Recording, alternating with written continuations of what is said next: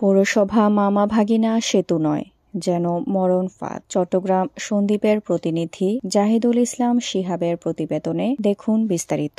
সন্দ্বীপ উপজেলার পৌরসভা ৫ নং ওয়ার্ডে কার্গিল সরকারি স্কুলের উত্তর পাশে কালভার্টটি খালের মধ্যে পড়ে আছে।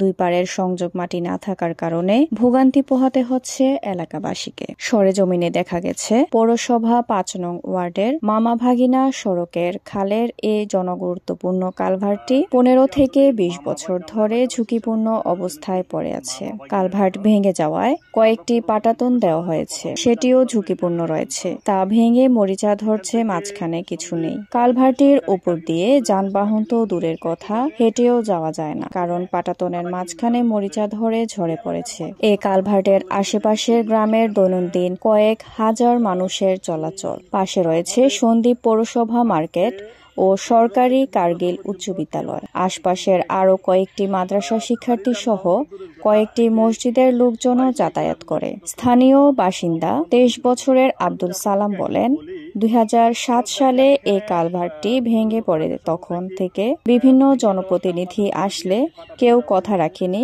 সবাই প্রতিশ্রুতি দিয়েছে করার। বর্তমানে এটি ঝুঁকিপূর্ণ। লোহার পাটাতনে ফাঁকা স্লিপারের উপর ঝুঁকি নিয়ে চলতে হয়। এলাকার ফার্নিচার ব্যবসায়ী ওমর ফারুক বলেন, এ এলাকায় কোনো অন্তঃসত্ত্বা নারী বা জরুরি কোনো রোগী শুধুমাত্র এই কালভার্ট সমস্যার কারণে পারাপার করা যায় না। এমনকি আমরা নিত্য প্রয়োজনীয় কোনো পণ্য সামগ্রী আনতে পারি না। এই কালভার্টটি দ্রুত সমস্যার সমাধান চাচ্ছি আমরা। Mahjabin Sadia, news desk, daily news Bangla 24।